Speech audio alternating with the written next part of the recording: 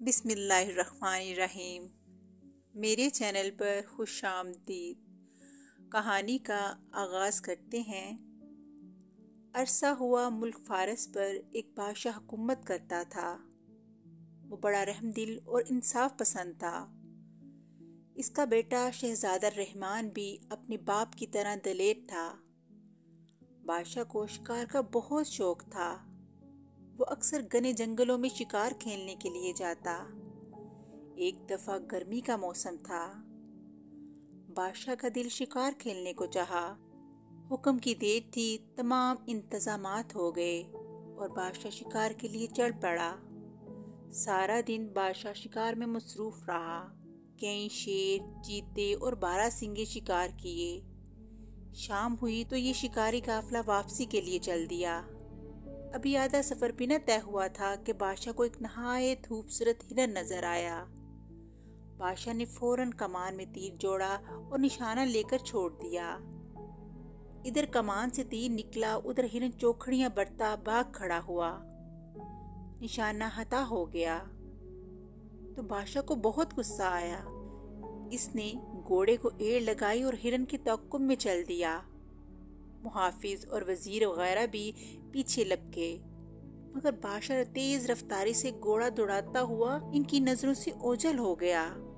बादशाह ने कई बार हिरन का निशाना लेकर तीर चलाया, लेकिन हिरन को एक भी न लगा और हिरन झाड़ियों में छुप गया। रात का अंधेरा जंगल में उतरने लगा था। हिरन के बच निकलने पर बादशाह को गुस्सा बहुत आया, लेकिन क्या कर सकता था।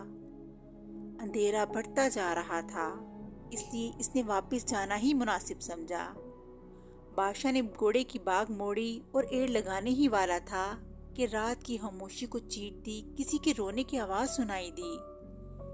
बादशाह चौंक पड़ा। आवाज किसी औरत की थी। इस वीरान और भयानक जंगल में औरत कहाँ से आ गई? पहले तो बादशाह ये सोचकर घबरा गया कि कोई भूतनी या चुड़ैल तो नहीं, लेकिन फिर इसे ख्याल आया कि मुमकिन है कोई मजलूम औरत हो। रोने की आवाज करीब से आ रही थी। बादशाह घोड़े से उतरा और लगाम थामकर इस तरफ बढ़ा। दरख्तों के झुंड में एक पुराना कुआं था, जिसकी मुंडेर पर एक नहायत ही खूबसूरत औरत बैठी रो रही थी। इसका रंग दूध जैसा सफेद और बाल सुनहरी थे। इसने फटे पुराने कपड़े पहन रखे थे। बादशाह ने नजदीक जाकर बड़े नरम लहजे से पूछा, ऐ हदून, तू कौन है और इस वीरान जंगल में बैठी क्यों रो रही है? मैं इस मुल्क का बादशाह हूँ। मुझे बताओ, किसने तुम पर जुल्म किया? औरत ने आंसू बहाते हुए कहा, ऐ बादशाह, मेरा नाम नगीना है। मैं पड़ोसी मुल्क की रहने वाली हूँ। मेरा बाप मर गया तो चचा ने सारी जायदाद पर कब्जा कर लिया और मुझे जंगल में होनहार जानवरों का लुक्मा बनने के लिए छोड़ गया है। ये कहकर औरत जोर जोर से रोने लगी। बादशाह को इस पर बड़ा रहम आया। बादशाह ने इसे अपनी मलका बनाने का फैसला किया। इसकी पहली मलका तो कई साल हुए फौत हो चुकी थी। बादशाह ने नगीना को घोड़े पर बिठाया और वापस चल दिया। थोड़ी दूर ही गया कि इसके वजीर और मुहाफिज मिल गए, जो इसे ढूंढते फिर रहे थे। बादशाह इनके साथ वापस महल में लौट आया। अगले दिन बादशाह ने नगीना से शादी कर ली और वो मलका नगीना बन गई। घर घर खालिस घी के चिराग जलने लगे। हर तरफ खुशी के नकारे बजने लगे। हर आला और अदना खुशनी मना रहे थे। कई दिन तक बादशाह की शादी की खुशी मनाई गई। शहजादा रहमान को भी बहुत खुशी थी। वक्त इसी तरह गुजरता चला गया, मगर नई मलका आने के कुछ दिन बाद बादशाह की तबीयत खराब होने लगी। वो दिन ब दिन कमजोर होता जा रहा था। शहजादा रहमान, वजीर आजम और दूसरे दरबारी बड़े परेशान हुए। मुल्क के बड़े बड़े मशहूर हकीमों ने इलाज किया, मगर कोई फायदा न हुआ। हत्ता के बादशाह बीमार होकर चारपाई से लग गया। इसने खाना पीना भी छोड़ दिया था। अब तो शहजादा रहमान बौखला उठा। कि ये क्या करे, दूर दूर के ममालिक से हकीम मंगवाए, लेकिन बीमारी का इलाज तो एक तरफ रहा, यहाँ तक पता न चल सका कि मर्ज क्या है। बादशाह का रंग जर्द पड़ता गया, आंखों के नीचे काले निशान पड़ गए। शहजादा रहमान ने फैसला किया कि मुल्क के सबसे बड़े नजूमी के पास जाए ताकि पता चल सके कि बात क्या है। ये नजूमी शहर से दूर एक पहाड़ी गार में रहता था। शहजादा रहमान इसके पास पहुंचा तो नजूमी ने हिसाब लगाकर बताया, ऐ शहजादे, बादशाह सलामत की बीमारी की वजह मलिका है। क्या? शहजादा उछल पड़ा और बोला, ये किस तरह हो सकता है? नजूमी बाबा, मैं तुम्हारी बात समझा नहीं। नजूमी ने कहा, ए काबिल एहतराम शहजादे, मेरा हिसाब बताता है कि मलका असल में इंसान नहीं है बल्कि नागन है, इंतहाई खतरनाक और जहरीली नागन। सुनो, जब कोई सांप 500 साल का हो जाता है, इन 500 सालों में किसी इंसान की नजर इस पर न पड़ी हो तो इसे ये ताकत हासिल हो जाती है कि वो जब चाहे इंसान या किसी जानवर का रूप धार सकता है। मलका भी एक ऐसी ही नागन है जिसे रूप बदलने की ताकत मिल चुकी है। अब वो बादशाह के जिस्म पर अपना थोड़ा थोड़ा जहर दाखिल कर रही है। शहजादे रहमान ने परेशान होकर पूछा, नजूमी बाबा, अगर तुम सही कह रहे हो तो एक बात समझ में नहीं आती कि आखिर नागिन को बादशाह सलामत से क्या दुश्मनी है जो वो इन्हें मारना चाहती है। नजूमी ने दोबारा जायजा बताया और कहा, शहजादे हजूर, आज से 10 साल कबल बादशाह सलामत ने जंगल में एक काले नाग को हलाक किया था। वो काला नाग इस नागन का भाई था और अब ये इंतकाम ले रही है। नागन अगर चाहे तो एक ही बार डसकर बादशाह को हलाक कर सकती है, मगर वो अपना जहर थोड़ा थोड़ा बादशाह के जिस्म में दाखिल कर रही है ताकि वो सिसक सिसक के मरे। शहजादे ने ये सुना तो गुस्से से कांपने लगा। म्यान से तलवार निकालकर लहराई और गर्जा, मैं इस बदबख्त नागिन को अभी जाकर टुकड़े टुकड़े कर दूंगा। नजूमी ने फौरन कहा, नहीं शहजादे हजूर, ऐसा करना मुनासिब नहीं, वो बड़ी चालाक नागन है। अगर आपका वार हाली गया तो वो आपको हरगिज न छोड़ेगी और डस लेगी। अच्छा, फिर मुझे क्या करना चाहिए? शहजादे ने कहा। नजूमी बोला, नागन को तुम सिर्फ इसी वक्त हलाक कर सकते हो जब वो नागन के रूप में हो। तुम्हारा तीर सीधा इसके फन में जाकर लगे। याद रखो, अगर तुम्हारा निशाना हता हो गया तो तुम नागन के गुस्से से बच न सकोगे, वो तुम्हें हलाक कर देगी। शहजादे ने सवाल किया, लेकिन ए नजूमी बाबा, मैं मलका को इंसान से नागन के रूप में आने में किस तरह मजबूर कर सकता हूँ? नजूमी ने मुस्कुरा कर कहा, इसका हल भी मेरे पास है। मैं तुम्हें एक खास दवाई की पुड़िया देता हूँ। तुम आज रात खाना खाते वक्त होशियारी से वो दवा पानी में हल करके मलका को पिला देना और बादशाह की हाबगाह में मौजूद पानी की सुराही को खाली कर देना और हाबगाह के दरवाजे पर ताला लगा देना। इस दवाई के असर से आधी रात के वक्त मलका को शदीद प्यास लगेगी और फिर जो होगा वह तुम खुद ही देख लोगे। मगर एक बात का ध्यान रखना, ये काम बड़ी होशियारी से करना, मलका को जरा बराबर भी शक न हो।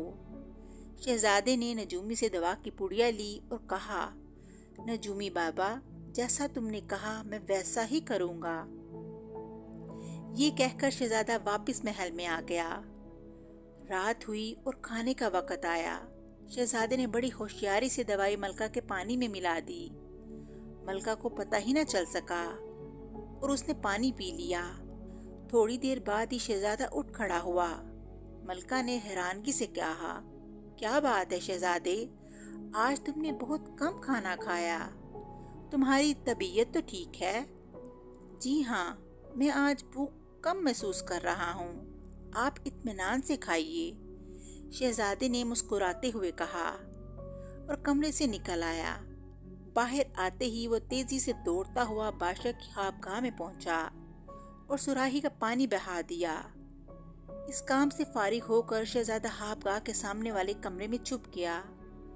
कुछ देर बाद ही बादशाह और मलका ख्वाबगाह में चले गए। शहजादे ने फौरन नजूमी की हिदायत के मुताबिक बाहर ताला लगा दिया और खुद तीर कमान लेकर रोशनदान में बैठ गया। बादशाह और मलका मसहरी पे पड़े सो रहे थे। रात आधी से ज्यादा गुजर गई थी तो यकायक मलका को जोर से प्यास लगी। वो उठी और सुराही से पानी लेना चाहा, मगर सुराही तो शहजादे ने पहले ही खाली कर दी थी। मलका ने दरवाजा खोलने की कोशिश की, लेकिन दरवाजा तो बंद था। शहजादा रहमान रोशनदान में छुपा बैठा ये सब देख रहा था। दवाई के असर से मलका को ऐसी जबरदस्त प्यास लगी कि उसका मुंह खुल गया। इसे यूं लगा जैसे हलक में कांटे चुभ रहे हों। मलका परेशान हो गई कि कहां से पानी हासिल करे और प्यास बुझाए। ख्वाबगाह से एक छोटी सी नाली बाहर को जाती थी। ये हाली नाली गंदे पानी के नकाज के लिए बनाई गई थी। मलिका ने फैसला किया कि नागन बनकर नाली के रास्ते बाहर जाकर पानी पी लेगी। वो दबे कदमों बादशाह के पास आई। बादशाह तो सारे घोड़े बेचकर सो रहा था। मलिका को जब ये इत्मीनान हो गया कि बादशाह बेखबर सो पड़ा है, तो इसने जमीन पर एक लोट लगाई और अगले ही लम्हे फर्श पर मलका की जगह एक सियाह नागन नमूदार हुई। शहजादे ने जब ये मंजर देखा तो कांप उठा। नजूमी बाबा ने सच्ची कहा था। नागन की स्याह खाल चमक रही थी। वो बल खाती लहराती नाली के रास्ते बाहर निकल गई। शहजादे को वक्त ही न मिल सका कि तीर चला सके। शहजादा जल्दी से रोशनदान से उतरा और घूमकर बाग में पहुंच गया। इसे यकीन था कि नागन मलका बाग के तालाब में पानी पीने गई है।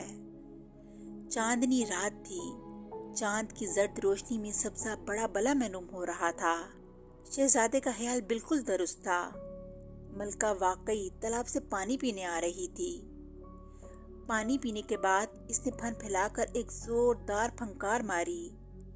शहजादा ऐसी जगह छुपा खड़ा था कि मलका के फन का निशाना नहीं लग सका।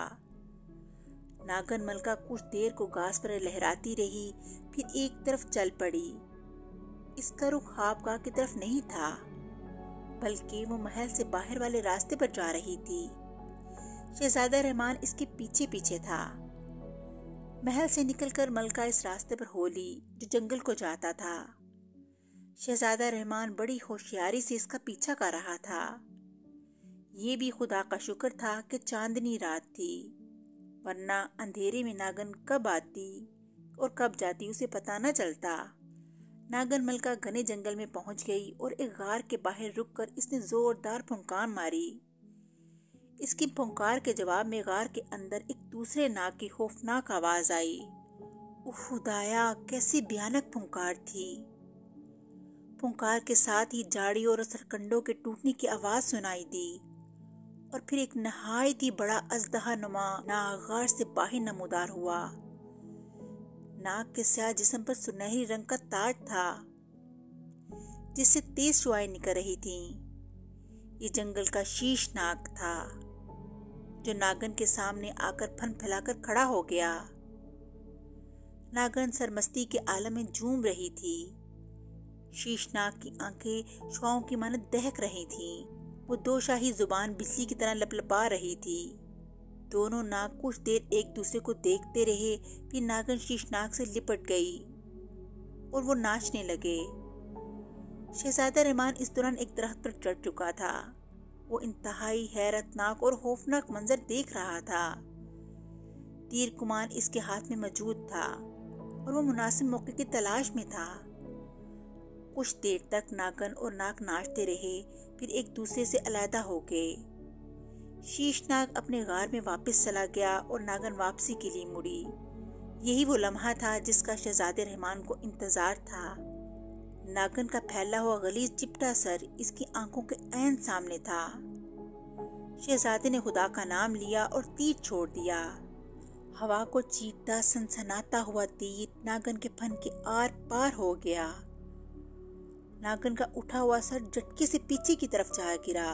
वो बड़े दर्द भरे अंदाज में फुंकारी और पल खाने लगी। पल खाते हुए नागन ने इंसानी रूप में आने की कोशिश की, लेकिन अभी इसका ऊपर का आधा धड़ ही इंसानी शक्ल में आया था कि इसकी जान निकल गई। नागन की फुनकारें सुनकर शीशनाग बड़े गजबनाक अंदाज में फुनकारता हुआ गार से बाहर निकला। इसके मुंह से शोले निकल रहे थे जो आसपास की झाड़ी को जलाकर खाक कर देते थे। शहजादा रहमान इस दौरान कमान में नया तीर लगा चुका था। इसने शीशनाग की दाईं आंख का निशाना लेकर तीर जोर से छोड़ दिया। तीर निशाने पर बैठा नाग बुरी तरह बल खाकर तड़पा। शहजादे ने चट दूसरा तीर छोड़ा और नाग की बाईं आंख भी खत्म कर दी। शीशनाग अंधा हो चुका था। इसे अब कुछ दिखाई न दे रहा था। वो फुंकारे मारता अपना सर बार बार दरख्तों और पत्थरों पर पटक रहा था। शहजादे ने बेतरबे कई तीर चलाए और नाग को हलाक कर दिया और दरहद से नीचे उतर आया। आधी इंसान और आधी नागन मलका मरी पड़ी थी। शहजादे ने गार में जाकर देखा कि कहीं कोई और सांप तो नहीं, मगर वहां तो इंसानी खोपड़ियों और हड्डियों का ढेर लगा हुआ था। ये इन बदनसीब मुसाफिरों की हड्डियां थी जो रास्ता भटक कर शीशनाग के गार में आ निकले थे और नाग ने इन्हें हलाक कर दिया था। बाहर आकर शहजादे ने मरे हुए शीशनाग का फन खंजर से चीरकर बाहर निकाल दिया। सांप का फन एक बड़े हीरे की मानत चमकदार था। इसमें ये खासियत थी कि ये जहर को चूस लेता है। शीशनाग के फन को जेब में डालकर शहजादे ने मरी हुई नागन मलका को उठाया और महल की तरफ चल दिया। जिस वक्त वो महल पहुंचा, रात की तारीकी छटने लगी थी। महल के मुहाफिजों ने जब शहजादे रहमान को मलका की लाश उठाए देखा तो दंग रह गए। वो इस वक्त इनकी चीखें निकल गई जब उन्होंने देखा कि मलका का आधा धड़ इंसान का और आधा नागिन का था। शहजादा रहमान बादशाह की खाबगाह में पहुंचा। बादशाह बेखबर पड़ा सो रहा था। शहजादे ने इसे बेदार किया और सारी कहानी सुना दी। दहशत के मारे एक बार तो बादशाह लर्ज उठा। इस ख्याल में इस पर कपकी भी तारी हो गई। वो एक खतरनाक मलका के साथ रह रहा था। इसने एक नागन से शादी की थी और यही इसकी बीमारी की वजह थी। ये वही नागिन थी जो अपने भाई का बदला ले रही थी। बादशाह ने शहजादे रहमान को गले लगाया और कहा, बेटा, तुमने अपनी जान पर खेलकर इस हबीस नागन को हलाक कर दिया और मुझे नई जिंदगी दी। शहजादे ने सर झुकाकर कहा, अब्बा हजूर, ये तो मेरा फर्ज था। माँ बाप की खिदमत करना हर बच्चे का फर्ज होता है। ये कहकर शहजादे रहमान ने शीशनाग का फन जेब से निकाला और बादशाह के मुंह से लगा दिया। फन ने फौरन नागन का जहर चूस लिया और बादशाह भला चंगा हो गया। इसी वक्त नागन मलका का जिस्म जलने लगा और देखते ही देखते राख हो गया। शाह फारस ने तख्तो ताज अपने बेटे रहमान के सुपुर्द कर दिया और खुद जादे इलाही में मसरूफ हो गया। इस तरह कहानी का अख्ताम हो गया। अगली कहानी के साथ फिर मिलेंगे, तब तक के लिए